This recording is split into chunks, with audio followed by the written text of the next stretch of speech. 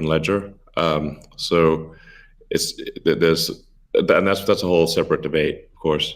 But Bitcoin by itself simply cannot scale to be the monetary system for the world at base layer. But with a second layer, this is possible depending upon how that second layer is implemented. That's part of why I think there may be some merit to something that may seem silly, like Ethereum, like Dogecoin. I think Ethereum also, like I said, the three things I own outside of SpaceX and Tesla, and obviously it's a Neuralink and Boring Company, but of any significance are Bitcoin by far, and then some Ethereum and some Doge. So if the price of Bitcoin goes down, I lose money. I'm not sort of, I might pump, but I don't dump. It's not a case of. I definitely do not believe in getting the price high and selling or anything like that. And I would like to see Bitcoin succeed. I think there's some merit to. This is not a slam on Bitcoin. There's some merit to considering something that has higher max transaction rates and a lower transaction cost, and kind of seeing how far you could take a single layer network where the exchanges act as a de facto second layer. I think you can probably take that further than people realize, and as bandwidth increases over time, latency decreases. SpaceX's Starlink is actually playing a role in this, and I think long term people will probably have access to worldwide access to gigabit level connectivity at low latency, and so at low cost. And so then your base layer could do a lot of transactions if you take that into account. But like I said, Bitcoin with a layer 2 system, so they could scale to do a vast number of transactions. Same goes for Ethereum. Question about the scaling at the layer 1. The concern from the past 5 years of debate in the Bitcoin community is that would sacrifice too much decentralization and hurt the censorship-resistant properties of Bitcoin. I'm curious if what are your thoughts on that? Are you sensitive to that? And are you concerned about losing some of the special properties of Bitcoin or another cryptocurrency by scaling at layer 1? Yeah, I mean, these things it's helpful to use the physics tools of thinking and say, scale up, scale down, and see if it still makes sense. So if scaling up the transaction block doesn't make sense, why don't you scale it down? And have it be, so that somebody, with a laptop from 2008 can still run a Bitcoin node. Why not slow it down? Oh, you want to slow it down? Well, maybe you're at the wrong number then.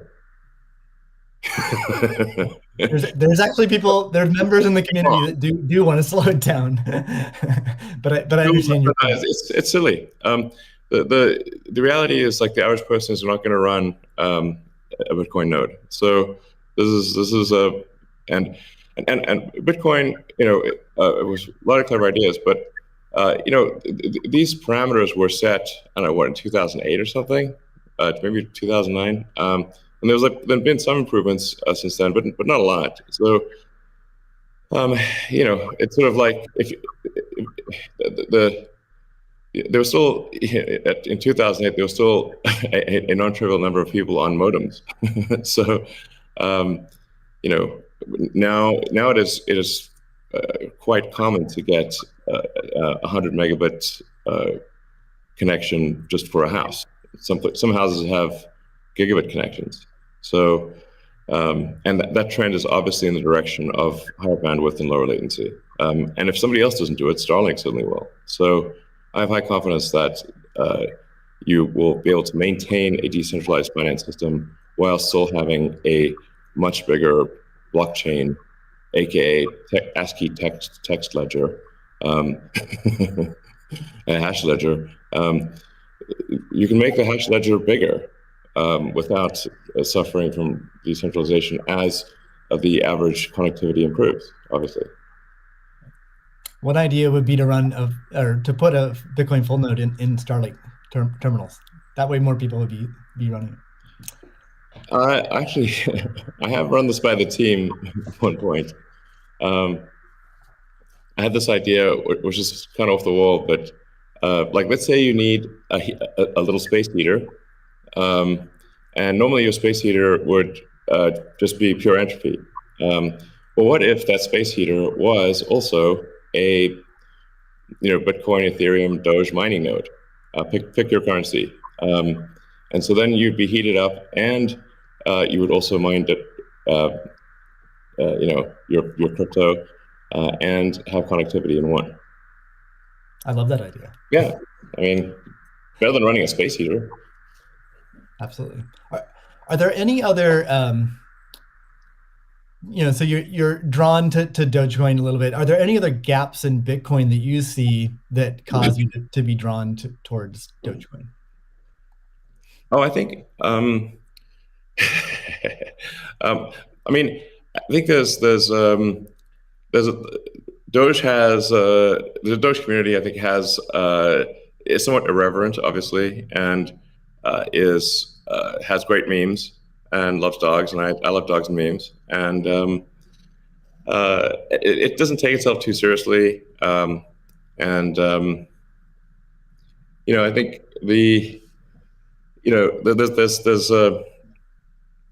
there's Occam's razor, which is the simplest answer is the most likely. It's a summary of Occam's razor. The simplest answer is the most likely one. Then there's a friend of mine came up with a variant on that the most ironic outcome is the most likely one. And then I have a variant on that, which is the most entertaining outcome is the most likely one. So if that is true, then the most ironic and entertaining outcome would be that the cryptocurrency that was started as a joke to make fun of cryptocurrencies ends up being the leading cryptocurrency. That would be the most ironic outcome. Yeah. Jack, what are your thoughts on that? Is Bitcoin resilient enough to overcome that? I think it's resilient, but also I think like you find, I mean, that's what attracts me to Bitcoin in the first place is the irreverence. A lot of that just brings it forward, and at first go it makes it a little bit inaccessible, but as people get into it, it makes it more accessible and more spreadable. And I absolutely think the resilience is there. I think it's important to have fun as well, and anyway folks can express themselves. I think that goes back to the main idea of like how do we create a native currency for the internet? Anything that goes towards that path, like that's whatever wackiness or fun we can have along the way, that's going to make it a lot more enjoyable, and it's going to make a lot more people want to use it. I'd also point out there's nothing stopping someone from creating a Bitcoin wallet that's like fun and has memes, has dogs. That's possible as well. Great. Let's move on right now at this point. Let's move on to the next topic, which is Bitcoin and energy. It's a really hot topic that lots of people are talking about.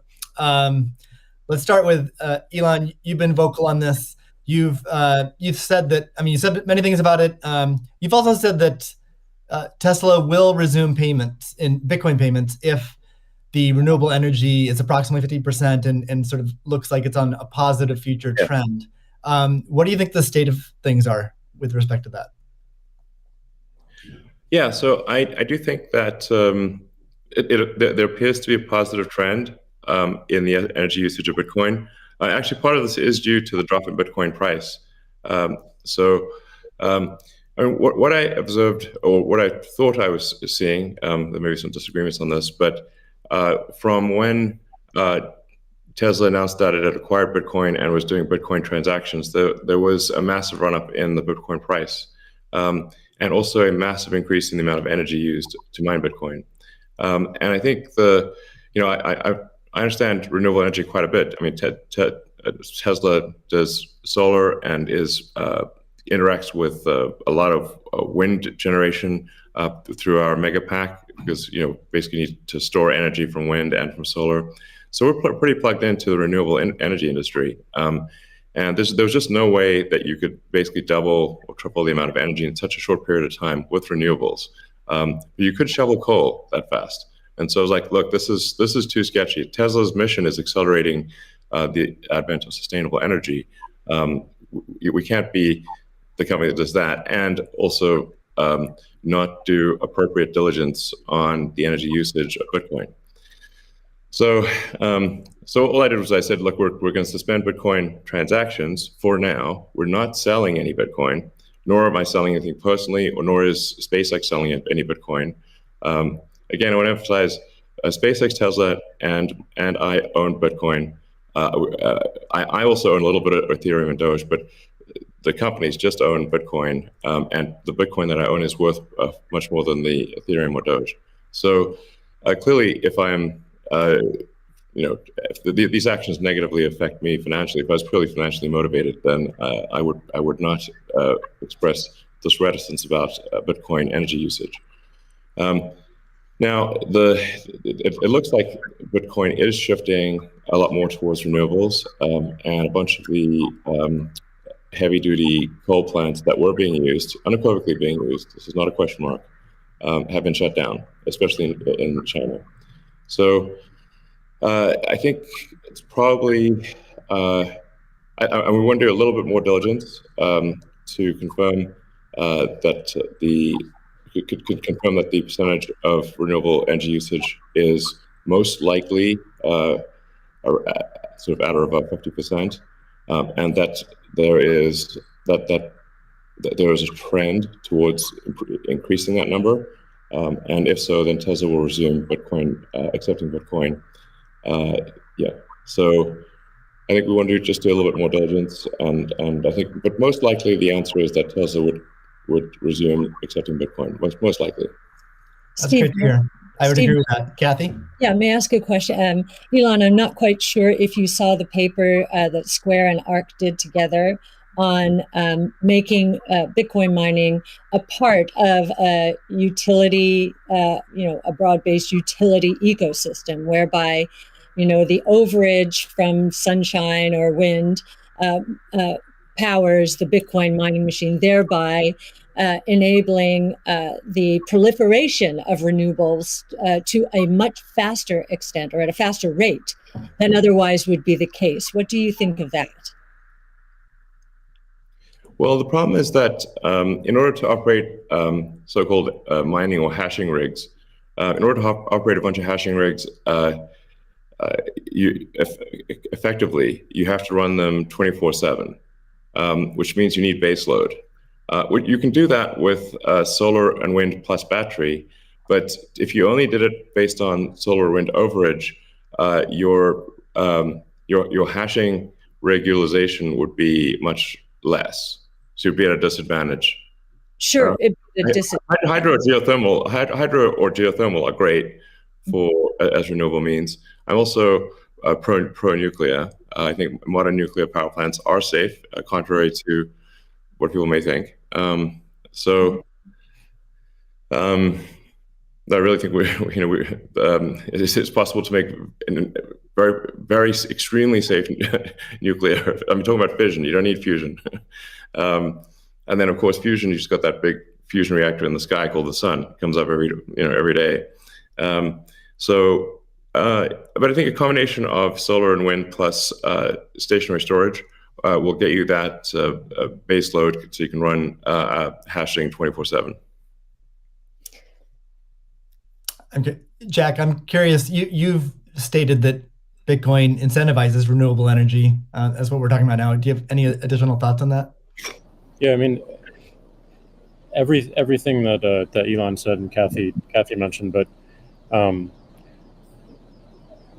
it's also incentivizing a lot of innovation in just energy space and just like looking at unused energy. There's a company called Great American Mining that caps the methane flares on oil fields to power their rigs. And you just imagine, and you mentioned nuclear, Elon, as well, and just imagine all the unused energy that is just being wasted every single day. And being able to get that energy and converting it into a secure, sound money system for the planet feels like a worthy trade-off, and that's the sort of incentive that I think is most powerful. Is like, how do we reuse what is being currently just dumped on the ground and wasted and not considered, and how do we do that at scale? And I think that's a bigger conversation that I think is missing. But I agree with everything that Elon has said, and also the paper we put forth.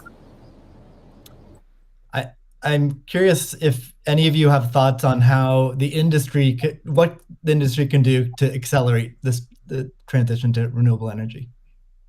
And like Elon specifically, could Tesla Energy or Starlink play a role? Well, I think Tesla can play a role. Tesla's literal reason for existence. The reason I've put so much of my life energy into Tesla, which is a lot. In fact, I would say that I've had some pretty tough life experiences, and Tesla is responsible for probably 2/3 of all personal and professional pain combined. Just to give you a sense of perspective there. So this is a hella hard situation. But we do solar, commercial solar, solar retrofit, as well as the solar roof, and we make consumer battery packs called Powerwall for houses and small businesses, and then the utility scale, which are gigantic. These we've done now a number of gigawatt-hour installations. That's a lot. That's a lot. And a lot of them actually have been for load leveling the grid. Mostly they are, and combined with the first really big one we did, which is 100 megawatt installation in Australia. That's actually helped stabilize a huge portion of the South Australian grid, because it's able to react so fast. In fact, at first, because they've got a billing system in Australia that I think works at the sort of millisecond level, and we were operating at the microsecond level. So the system was operating so fast that the measuring system couldn't see it. But so Tesla's certainly doing a lot to enable renewables, especially wind and solar. And in fact, the limiting factor for us right now is cell production. So we need to both internally get the Tesla internal battery cells produced, as well as increase supply from suppliers. Generally, when I talk to our suppliers, and they say, how many cells would you like? I say, how many cells can you make? Because sometimes they're concerned, is Tesla going to compete with them on cells? I'm like, no. If you want to make the cells, be our guest. It's just that we need a crazy number of batteries, and they need to be done. It obviously needs to be mined and produced and manufactured in an ethical and environmentally sound way. So, Tesla, we really do aspire to be the good guys, to be a company that people can believe in. It doesn't mean we don't make mistakes, but that's what we try. So, but I think generally hydro, especially existing hydro, is good for mining. Geothermal, there's lots of places in the world that have geothermal energy. Like I said, nuclear is also good. I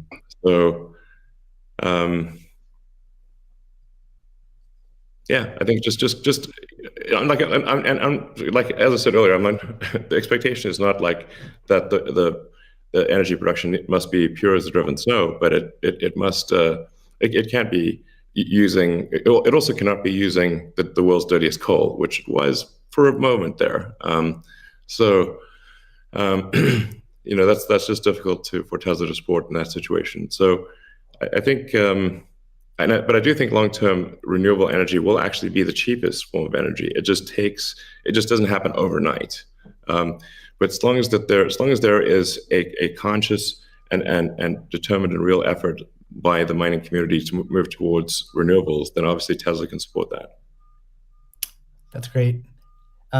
Kathy, we've been talking a lot about energy, but many institutions are facing questions around Bitcoin's relationship with ESG. Can you maybe speak a little bit more to what is S and G in ESG and how Bitcoin might support those? Sure. So E, of course, is environmental, S is social, and G is governance. And there is a massive movement afoot in the institutional world, especially, to embrace ESG and make sure that their asset managers are doing the same.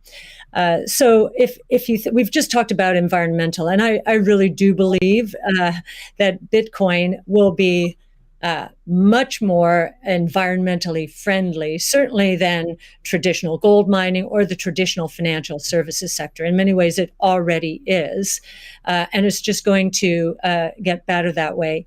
In terms of social, I know that many institutions, when they are thinking of social, they think of diversity and equity, pay equity, and all of that. But if from our point of view, the disruptive innovation point of view, social is much more than that. It is saving lives, of course, autonomous technology, that would be another topic for Elon. But in this case, allowing access to payment technology, as Jack is saying, everywhere around the world without friction. And just back to the remittance example, I think if I've got these stats correctly, there are certain countries in the world that are incredibly dependent on remittances for GDP. Tonga, 37%, El Salvador, which just deemed Bitcoin legal currencies, 24%, Nepal, 24%. And I think the remittance industry globally, roughly 700 billion. So saving people these egregious fees, think about it, you're paying anywhere from 8% to, as Jack said, 30% of your $100 that you're sending back to your family. That is social responsibility, I would submit, as is just the economic empowerment that Bitcoin will enable. We've talked about that already. And I know that Alex Gladstein is going to be talking later about, the 4.3 billion people in the world who are hostage to authoritarian regimes, or the 1.3 billion who are living in double-digit and triple-digit inflation, if not more. Saving them from the destruction of their purchasing power certainly is a noble social goal. So we expand social to be much more than the traditional ESG community. And then on governance, you've got the transparency of the ecosystem. It's completely transparent, unlike the opaqueness of financial systems and the toll takers in the traditional financial world. And I think a huge part of governance in the Bitcoin ecosystem are the Bitcoin core developers. Now, before I met them, and I've had the pleasure and the honor of meeting many of them, that was a part of this ecosystem I didn't understand. But actually getting to sit down and talk to them, if I have a learning curve need, it certainly is on the technology side. But in terms of talking to them about economics, economic theory, failed monetary regimes historically, they know economic history, many of them, better than anyone I've ever met.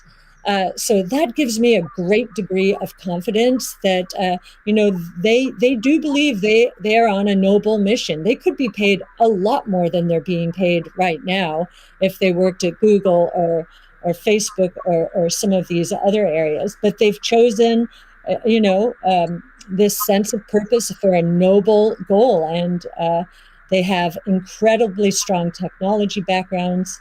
As well as a good understanding of economic history, especially monetary history.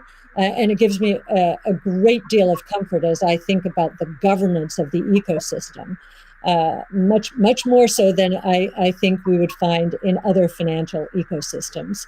And just to give you an example of that, I think 2 years, we were talking about, there's a big debate about reorganizations. I know in the Ethereum network right now? Well, we saw the core Bitcoin developers and others at work back in 2019 when Binance tried to reorganize in order to reclaim 7,000 Bitcoin that were hacked.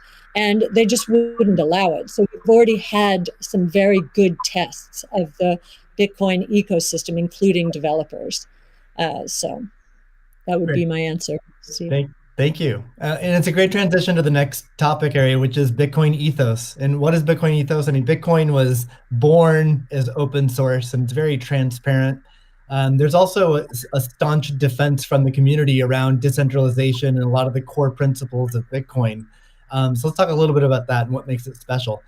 Jack, Square has done a lot to support open source Bitcoin. Can you tell us a little bit about what Square has done and what advice you'd have for other institutions looking to follow in its footsteps? Yeah, I mean, I was very skeptical of corporations when I was a kid, and I'm still skeptical of corporations today. And as we've used corporations to be, they've been great vessels for what we need to do and the ideas that we need to bring to the world. But Bitcoin is not that. And when we were considering Bitcoin and how Square intersected, I was really concerned with how we don't disrupt the community in a negative way, how we promote what is amazing about it, and how we help it grow in that way, in the way that it wants to. So we created Your Team, Steve, which is Square Crypto, which is hiring open source developers to work on whatever they want and whatever they think is most important to help Bitcoin. We created an organization called Copo, which we gave up all of our crypto patents so that the community can use them in defense against trolls and some crazy characters we won't name. And we continue to find ways that, following that Bitcoin path, we're going to create a hardware wallet. We're probably going to do a lot more in hardware. Everything that we do in the space is going to be completely open source, from the hardware design to the software, taking in the community's push. And we're building a developer platform as well, in the same open development, open source, and completely transparent. So I think as institutions or companies like ours consider getting in the space, I think contribution back to the community is important. Tesla did this with accepting payments for Tesla and finding security holes and improving the stack. And as I said before, we can't just see this as an asset that we own and an investment vehicle. This is something that has the potential to change everything and make the lives of everyone on this planet better in some small, maybe marginal way, but those margins will be meaningful as they compound over time. Great. Elon, you've tweeted before that any wallet that doesn't give the user their private keys should be avoided at all costs. Can you tell us more about why is that important, and how does what's its relationship with decentralization? Well, it's difficult to say that if you own crypto in an exchange and the exchange does not give you your private keys, it's not clear that you own anything. I mean, if there's something that, if that exchange breaks or is hacked or or is subject to seizure by the government or something like that, your crypto is gone. So in order to actually have a properly decentralized finance, which I'm a fan of, I think it makes sense. Then you have to own your private keys, and you should be the only one who has your private keys. So if you're the only one who has the private keys, then you own it. If someone else has your private keys, effectively they own it too, and the security of your crypto is then dependent upon them or any entity that can affect them. So I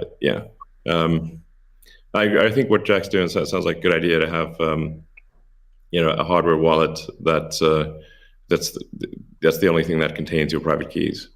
I think that's like in terms of sort of empowering the people, which I very much believe in. Then I think you want to have people have their own wallets and be the only ones that that have the private keys to that wallet, so-called wallet, the other side of the of the crypto. Right. I agree, and I think we'll see an emergence too of new solutions that use multi-sig, like with a 2 or 3 keys, where the user has 2 keys, and then you get assisted custody by having an institution hold a 3rd key. Can be a good solution as well. Yeah. Well, you can just put your private key in something that has dual access or voting access as an application on an existing network. Right. So the Bitcoin community is known for staunchly defending Bitcoin's principles. Sometimes it can be rude and aggressive, but I think what it stems from is just a desire to not have wealthy or powerful people or institutions negatively impacting Bitcoin or sort of changing the rules in favor of them. I'm curious to hear from each of you what role you feel like you and your own institutions, your own companies, what role can you play in Bitcoin, and how do you positively impact it without having these negative drawbacks? Kathy, maybe start with you. Sure. Yes. Well, ARC has stood for 2 things: democratization and transparency. Democratize it. We're the closest you'll find to a venture capital fund in the public equity markets, and I kind of feel that Bitcoin, or we have Bitcoin's DNA from that point of view. One of the things in terms of democratization is education. We have one of our missions, values, is to educate, and I do believe that that some of Yassine El-Mandra's white papers. Yassine's our lead crypto analyst, who's worked very closely with you, Steve, on this conference, are helping the cause. We've done, and not only for retail investors, we found that we had to do a bit more when it came to institutional investors, just because of the way that they invest and the way they like to receive information. So just like in our investments, we've been the retail community has been more attracted to us first, and now the institutional community is coming along. So I do think our transparency of research, especially in the social world, social media, pushing our research out for free to anyone, is part of our way of helping the community. And I do think encouraging, and this is something that Jack just said, I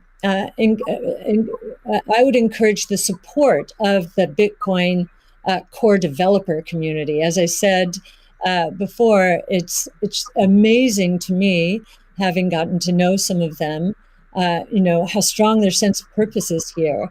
And so we'd like to be helpful in making that happen as well. That's great.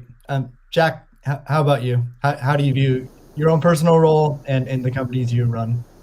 I think my own personal role through the companies I run is to really push for more decentralization, like at everything that we intend to do with the wallet, being non-custodial, building a developer platform, focusing on non-custodial solutions. On the Square side is important, being completely open development and open source. But I also think it's important on the Twitter side as well. My biggest focus right now is on a decentralized social media protocol. We're calling it Blue Sky. It's super, super early, but we've learned a lot from what makes Bitcoin Bitcoin and why that's important. I've learned a lot in that sense as well. And I think, just continuing to push on that thread and show it with our actions every single day in support of this community that's taught me so much and I think will benefit so many people. That's what I'm focused on. What about letting Twitter advertisers pay in crypto? Yeah, I think enabling anyone. As you know, Elon, if we had Bitcoin or native currency for the internet before Twitter started. Like, it just creates so many different business models that we wouldn't have to be so dependent upon advertising generally. And Sure. I do believe that, that we have them, any form of payment that they want to use, we should be able to take. So Okay. absolutely, but I'm more focused on, like, how do we create economic incentives in the network itself without having to rely on advertising. Yeah, it's just that the money has to come off of the crypto so-called coins, the hash strings, have to come off and get translated into real products and services. So the more sort of off-ramps there are to real products and services, even at the institutional level, although I mean there are certainly many small advertisers on Twitter, it seems like accepting Bitcoin, maybe some other cryptos for advertising payments on Twitter would be supportive of Bitcoin. 100%, and also looking at just general commerce Sure. through Twitter itself. That would be great. Sorry, what, Elon? I was asking Jack if he's going to do it. Oh.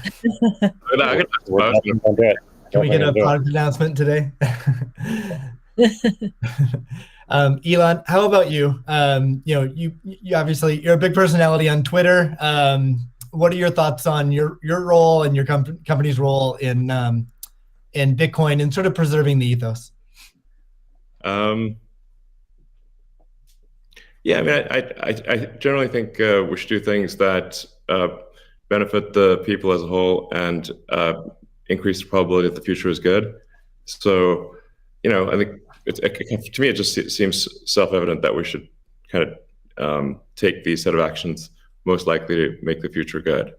And I think probably crypto or some of the cryptocurrencies will make the future better, most likely. It's not, I always think of these things in terms of probabilities, but I think it's probably better for there to be a prosperous Bitcoin, Ethereum, Dogecoin, maybe some others in the future.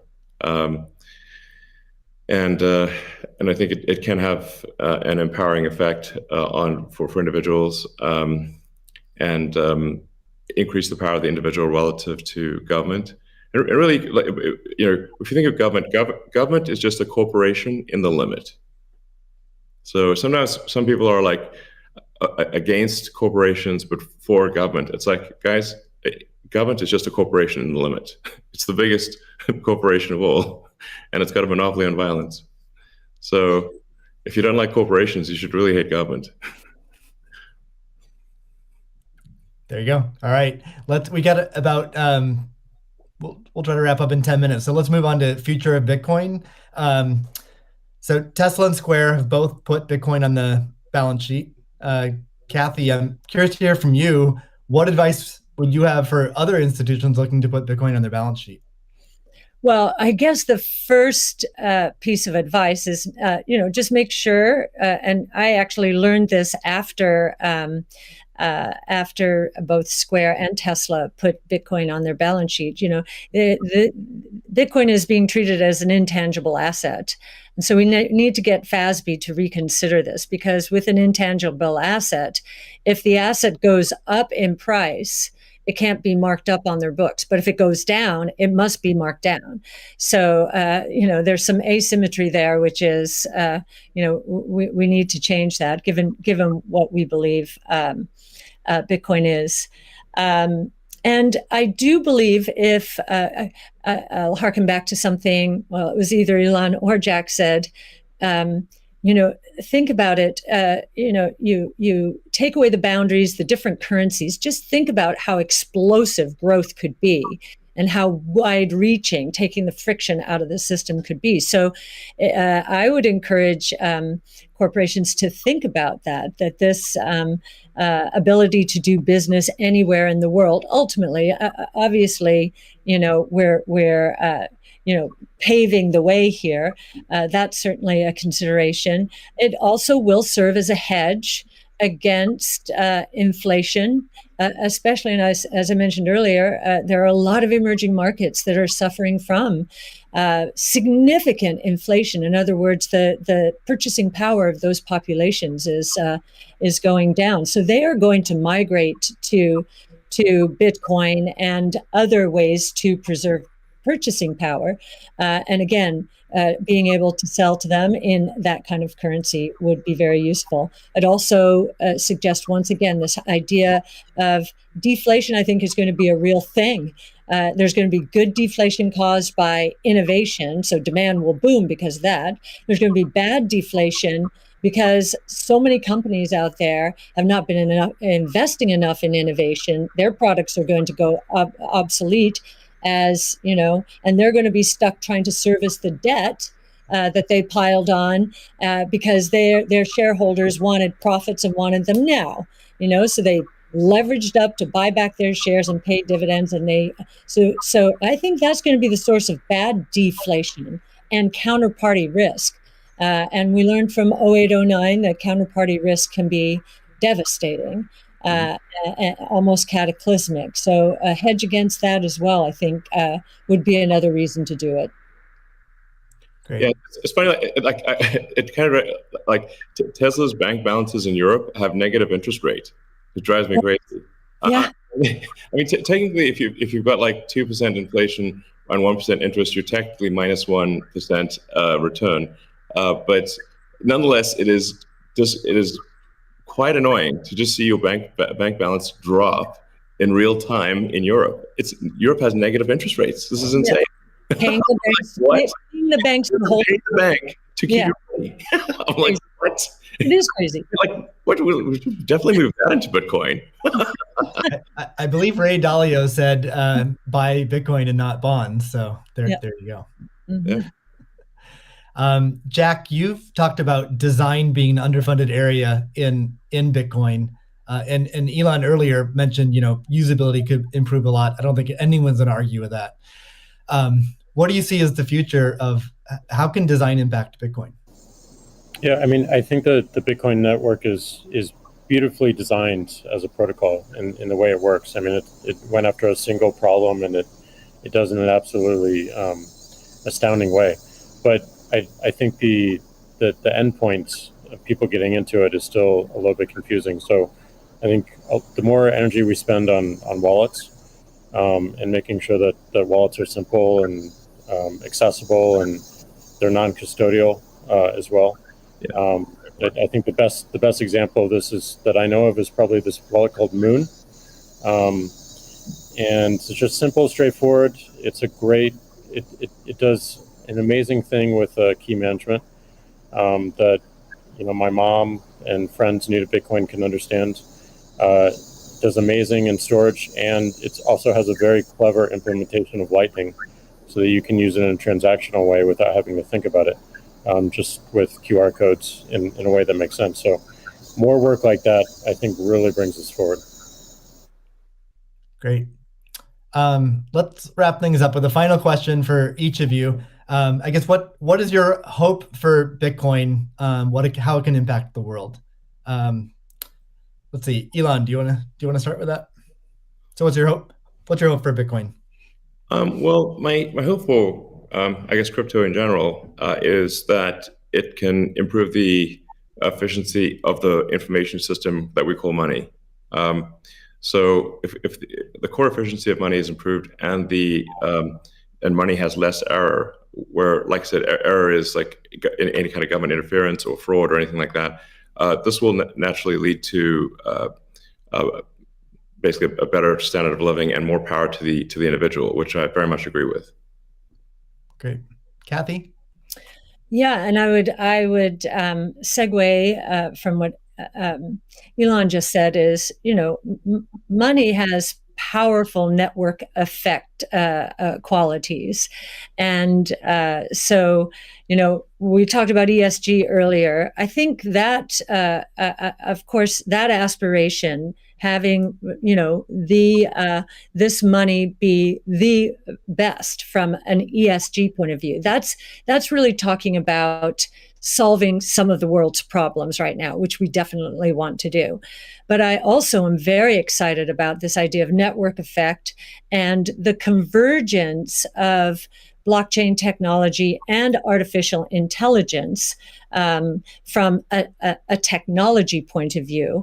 I think, think about the internet in the earliest days. We couldn't imagine what was going to happen, but the impetus to growth was pretty incredible. So I am looking at this rules-based monetary policy, making for better lives around the world, as we've just said. But I'm also looking at the technology itself and the convergence between blockchain technology and artificial intelligence, to change the world in ways that we cannot imagine right now, solving even more problems, but creating more opportunities as well, which is the history of technology and disruptive innovation.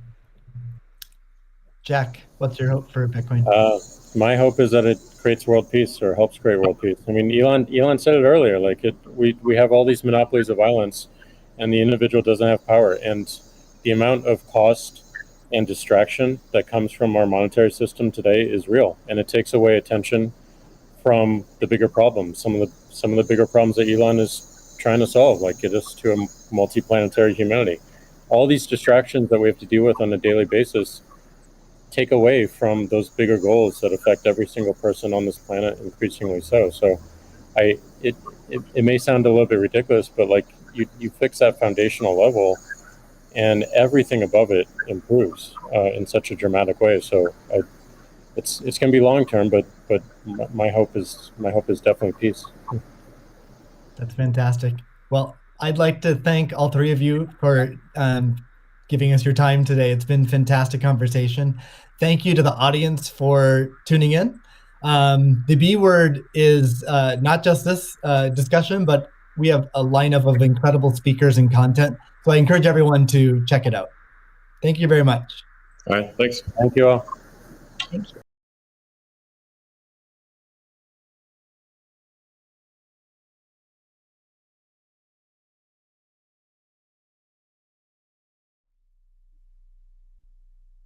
Welcome everybody to the B word. I'm Steve Lee, the lead of Square Crypto, and I'm here today to moderate a discussion about Bitcoin that will span from what makes it special to its relationship with energy, the community ethos, and the future of Bitcoin. I'm joined by three special guests. The first is Cathie Wood, founder, CEO, and CIO of ARK Invest. Next is Elon Musk, techno king of Tesla and chief engineer of SpaceX. And finally, Jack Dorsey, CEO of Square and CEO of Twitter. So we have a lot to talk about today. So let's get to the talk and get right to it. I'm going to start off by asking each of you a question, which is what's shaped and influenced your views on Bitcoin? And let's start with Cathie. Okay, Steve, thank you. Well, the first thing was our focus on disruptive innovation. So starting in 2011, Brett Winton, our director of research, who I know will be on the program later, he started talking about this thing called Bitcoin at the time. And it was a curiosity as we were doing our brainstorms in research. But as we learned more about this open source ecosystem, that might fulfill the role of the payment system that the internet neglected to build into the system, not expecting commerce. We thought, this might be something. And then I became even more interested when I realized that my economics would come into play as well here. And Art Laffer, my mentor from USC, and a monetary scholar, in 2014, I asked him if he would collaborate on a paper on Bitcoin.